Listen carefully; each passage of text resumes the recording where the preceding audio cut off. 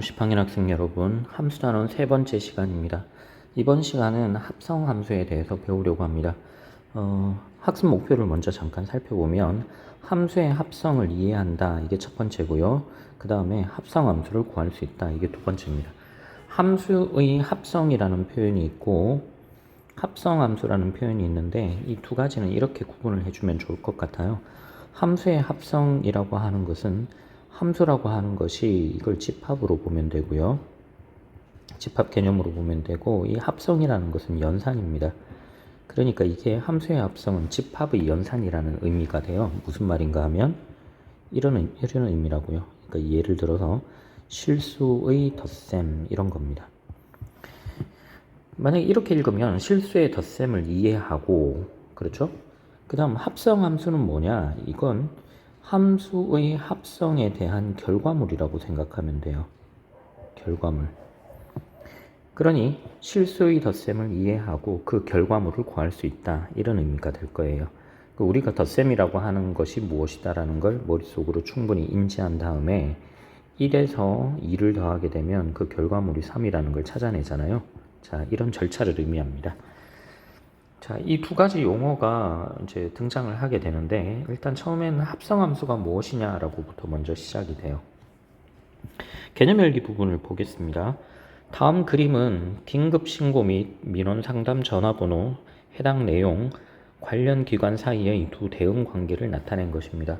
먼저 첫 번째 집합은 전화번호입니다. 112, 110, 119의 번호가 있죠. 자, 이 번호에 해당되는 내용이 뭐냐? 일단 예시를 보면 112는 범죄 신고랑 연결이 되어 있어요. 그러면 그 다음 110은 무엇과 관련이 있느냐? 110은 민원상담 전화번호입니다. 그 다음 119는 재난신고 전화번호죠. 자, 요 112나 119는 좀 익숙한데 110은 좀 익숙하지 않은 번호라서 이 두 가지 먼저 생각해 보면 110은 민원 상담에 대응된다는 걸 알 수 있을 거예요. 자, 그 다음 범죄 신고는 경찰청으로 연결이 됩니다. 자, 먼저 주어진 이 대응 관계랑 다음 대응 관계에서 이 해당 내용을 가운데 매개로 해서 연결이 되죠. 그러면 범죄 신고는 경찰청으로 가고요. 재난 신고는 국민안전처로, 그리고 민원 상담은 국민권익위원회로 연결이 되게 됩니다. 자, 위 그림의 대응 관계를 완성을 했죠. 1번은 했습니다. 두 번째, 110, 119에 대응하는 관련 기관을 말하세요 라고 되어 있습니다. 자, 지금 연결이 전화번호가 관련 기관으로 연결이 됩니다. 그런데 중간에 해당 내용이라고 하는 위에서 매개라고 이야기를 했었죠. 이 해당 내용이라는 것을 거쳐서 관련 기관으로 연결이 된다. 그러니까 이것을 따로따로 대응 관계로 보지 않고 한꺼번에 대응 관계로 해석할 수도 있는 거잖아요. 예를 들어서 112는 경찰청으로, 110은 국민권익위로, 119는 국민안전처로 바로 연결을 할 수 있을 겁니다. 자, 지금처럼 직접 연결이 되는 이 결과물을 위에서 이야기한 합성함수라고 이름을 붙이려고 하는 거예요. 자, 아래 내용을 잠깐 더 읽어보겠습니다.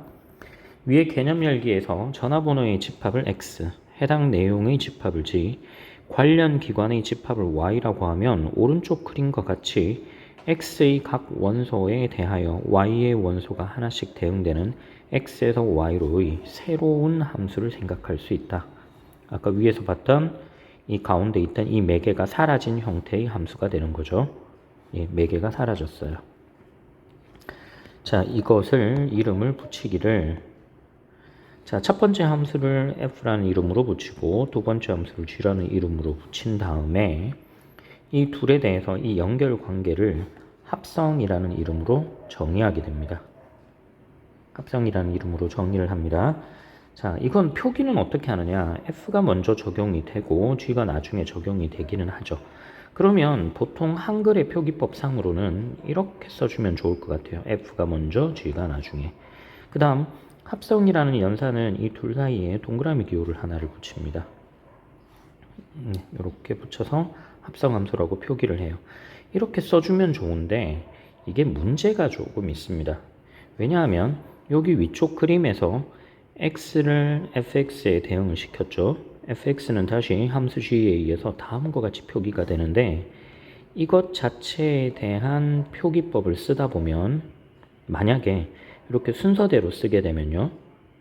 다음과 같은 문제가 벌어집니다. 어떤 문제냐? 이 f하고 g가 순서가 뒤바뀌어 있죠, 이게. 그러면 이걸 방지하기 위해서 만약에 거꾸로 쓰면 어떻게 되느냐? x가 먼저 나타나고요. 만약에 이렇게 쓴 다음에 다음과 같이 표기하면 어떨까요? 뭐 이것도 가능하긴 하겠지만 형태가 우리가 눈에 익숙한 그런 모양이 아니죠.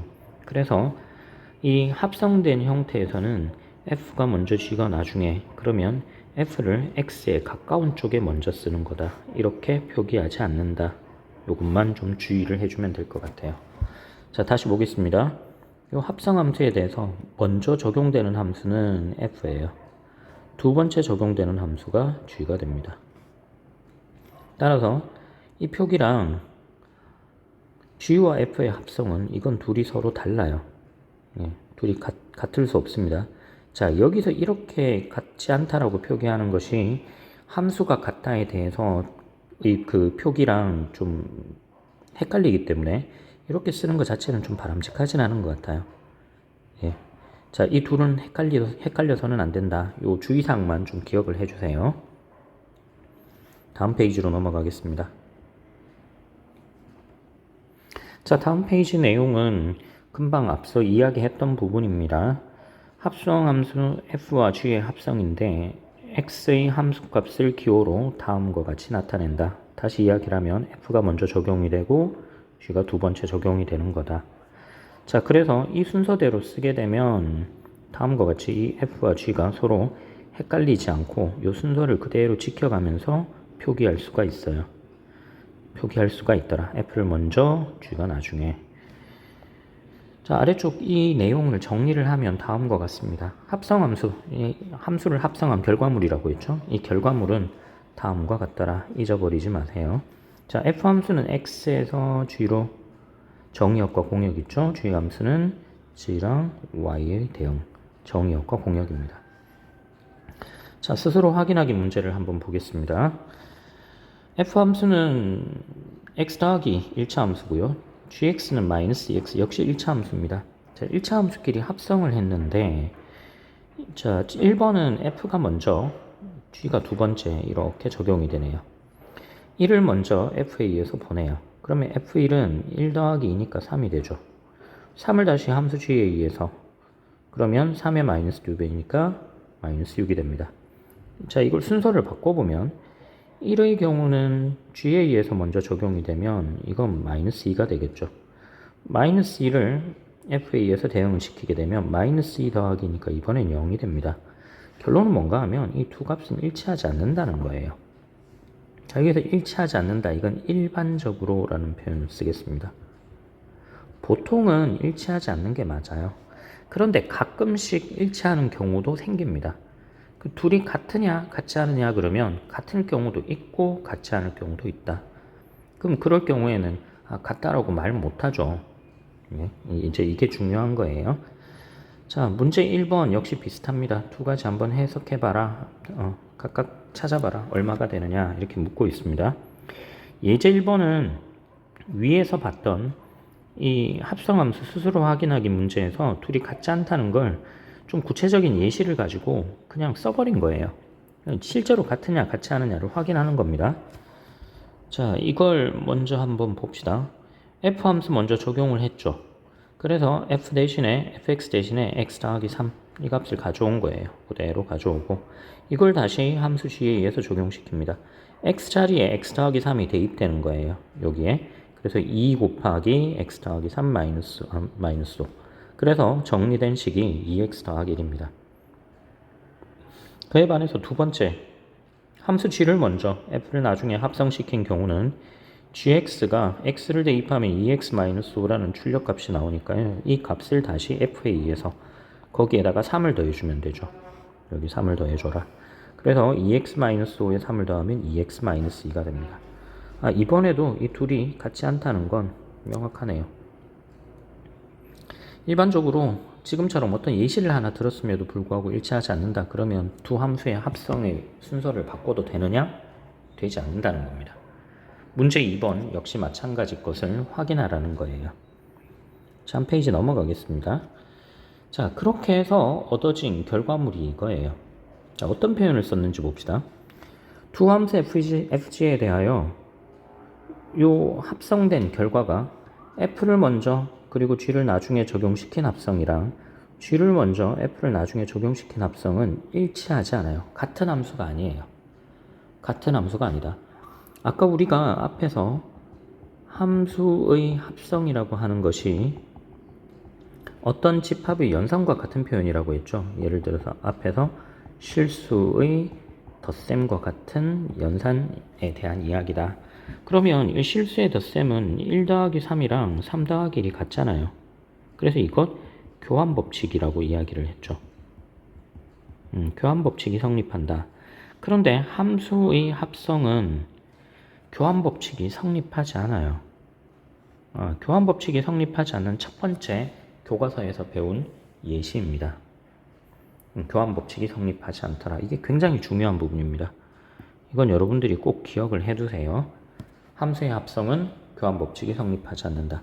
합성이라고 하는 건 연산이다. 이 함수는 대상이다. 그렇기 때문에 그 연산에 대해서 교환법칙을 물어볼 수 있다. 자, 이런 것들도 되게 중요합니다. 자, 한편 이제 분위기가 전환이 됐죠. 새 함수 fgh가 있습니다. 이 함수에 대하여 아래 이번에는 이 합성하는 순서를 바꿔도 되나요? 이런 이야기거든요. 자, f가 1번, g가 2번, 그리고 f가 3번 이런 식이죠. h 먼저 적용하고 g를 적용하고 그 결과물을 다음 fa에서 적용을 한다. 자, 그래서 형태를 보니 괄호 모양이 있습니다. 그러면 우리가 어떤 연산에서 괄호 부분 먼저 계산하죠. 자, 그래서 먼저 계산하겠다. 그런데 이건 h부터 먼저 적용을 해야 하고 그 다음 그 결과물에 대해서 g를 적용하고 그 다음 f를 적용한다.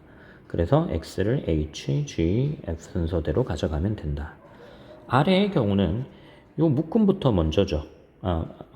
미안합니다. 묶음이 아니고 h를 먼저 적용을 하고 요 묶음에 해당되는 fg를 적용하는데 가까이 있는 g가 먼저고 f가 세 번째예요. 위쪽이랑 순서가 똑같아졌죠.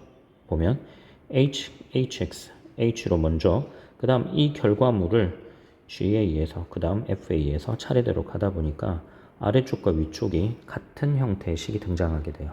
이 결론이 뭐냐? 우리가 연산 순서를 뒤바꿀 수 있다. 이건 결합법칙이란 말을 하잖아요.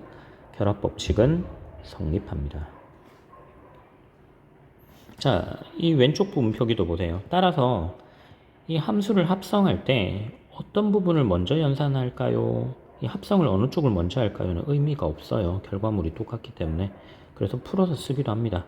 우리가 이렇게 2 곱하기 3 곱하기 4라고 써도 되고 2 곱하기 3 먼저 한 다음에 4를 곱하나 아니면 3 곱하기 4를 먼저 한 다음에 2를 곱하나 똑같죠. 자, 이런 것과 마찬가지로 결합법칙이라는 이름을 붙이게 됩니다. 자, 숫자 집합에서의 연산과 동일한 거다. 이해가 되죠? 자, 문제 3번은 이 결과물을 비교를 하는 겁니다. 이렇게 1번과 2번에 보면 결합법칙이 성립하는지 확인하는 거예요. 당연히 이 가장 마지막은 둥호가 될 겁니다. 이건 차례차례 여러분들이 한번 해보세요. 자, 마지막으로 수학 역량 기르기 부분을 다루도록 할게요. 다음 대화에서 프린터의 정가가 X만원일 때 10% 할인과 1만원 할인 중 어느 것을 먼저 적용하는 것이 여학생에게 유리한지 합성함수를 이용하여 설명해보자. 자, 10% 할인과 1만원 할인이에요. 어떤 것이 먼저일까? 이 프린터 할인하면 얼마 되나요? 라고 물었어요. 오늘부터 10% 할인 행사를 해요. 또 회원 가입하면 만원 할인해드립니다. 그랬더니 어떤 할인이 먼저 적용되는 게 유리한지 이제 생각하는 중이에요.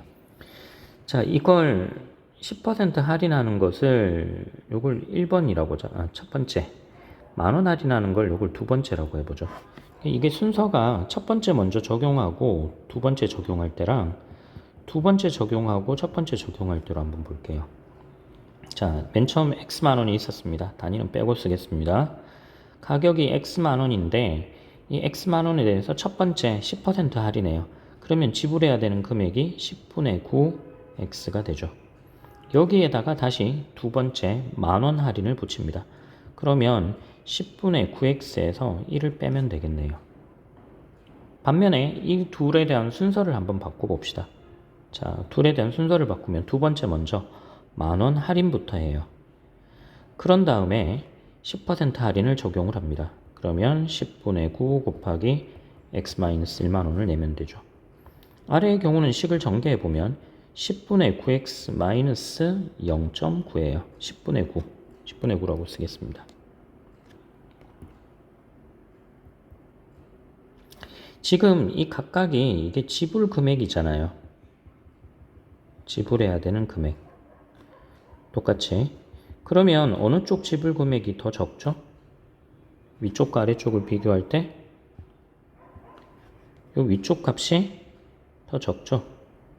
얼마만큼 차이가 나느냐? 이 둘의 차이가 이 10분의 1만큼입니다. 즉, 만약에 x가 10만 원이라고 하고 계산을 한번 해볼게요. x에 10만 원을 대입하면 첫 단계는 9만 원. 9만 원에서 만 원 빼면 8만 원이죠. 아래쪽은 10만 원에서 만 원 빼면 9만 원. 9만 원에서 10% 할인이면 그러면 아래쪽은 8만 1천 원일 거예요. 아래쪽이 좀 더, 그러니까 1천 원만큼 지금 더 많이 냅니다. 10분의 1만큼의 금액, 요 10분의 1은 단위가 만 원이니까, 즉 어떤 값을 대입해도 항상 만 원만큼 차이가 생깁니다. 여기서 이런 걸 순서를 뒤바꿔 버리면 안 되겠죠. 우리가 잘 생각해야 돼요. 근데 여기 또 하나 재밌는 사실이 있습니다. 만약에 여긴 프린터인데 프린터 가격이 싸면 어떻게 되죠? 1,000원보다 더 낮은 가격이면, 물론 그런 일은 없겠지만 한번 생각해 볼게요. 프린터 금액이 100원입니다. 100원에 10분의 9면 90원이죠. 90원에서 만원 깎아주면 그러면 오히려 돈을 받아야 돼요. 9,910원만큼 받습니다. 웃기죠? 이런 일은 생기지 않을 거 아닙니까? 그래서 적어도 여기에 이 단위에 해당되는 이 x가 뭐 최소한 만원 단위다, 뭐 정수다, 자연수다, 뭐 이런 정도의 이야기는 있어야 될 텐데, 자연수로 뭐 x가 만원짜리를 만원 할인해 버리면 0원이니까 그런 경우는 생각하지 맙시다. 이번 시간 합성함수에 대한 것은 이 정도로 마무리하겠습니다. 다음 시간에는 역함수에 대해서 배울 겁니다. 역함수도 우리가 연산해서 어떤 특정한 원소라고 배운 적이 있을 겁니다. 유사한 개념이 있다는 것 알고 다음 시간에 만나서 학습하도록 하겠습니다. 고생했습니다.